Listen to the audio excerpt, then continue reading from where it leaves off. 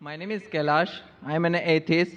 My question is, why do Muslims believe that Jesus is born without any biological father when there is a Quran says that Allah says that he is the originator of heaven and earth? How come he can have a son without any consort?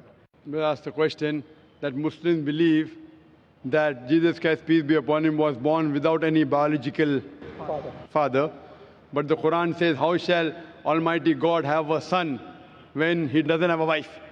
As far as the miracle of Isa alayhi salam, Quran says in Surah Al-Imran chapter 3 verse number 47, when Maryam alayhi salam says, Mother Mary, that how shall I have a son when no man has touched me? The reply comes back, Angel Gabriel, فَإِذَا قَضَى أَمْرًا فَإِنَّمَا يَقُلْ فَيَكُونُ. When Allah decrees a matter, He just said to it, be and it is. Similarly, in Surah Al-Imran chapter 3 verse number 59, Allah says, إِنَّ مَثَلَ إِيسَى إِنَّ اللَّهِ كَمَثَلِ آدَمَ خَلَقَ مِن تُرَابٍ ثُمَّ قَالَ لَهُ كُن فَيَكُونُ. The similitude of Jesus in front of Allah is like Adam, that he was created from dust and said be and it was. So what we realize that Almighty God, normally by nature, human beings are born by mother and father. But to show the power of Allah, that He can create even without a father, the example is Isa alayhi salam. Another miracle Allah did, created a human being without mother or father, that is Adam, peace be upon him. But the verse of the Quran saying that Almighty God doesn't have a son, neither does He have a consort, neither does He have a wife.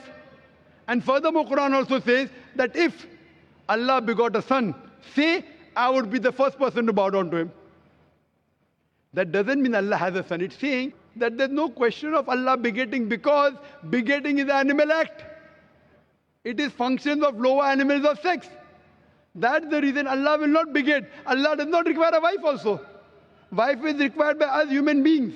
Mating is the function of no animal of sex. So these verses of the Quran, that if Allah has a son, I would be the first to born, is negating that Allah can never have a son.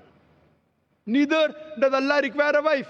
So these are concepts of the Quran trying to say, don't belittle Allah by saying Almighty God has a wife or has a son. It is not the dignity of Allah who is so gracious to have a son or to have a wife.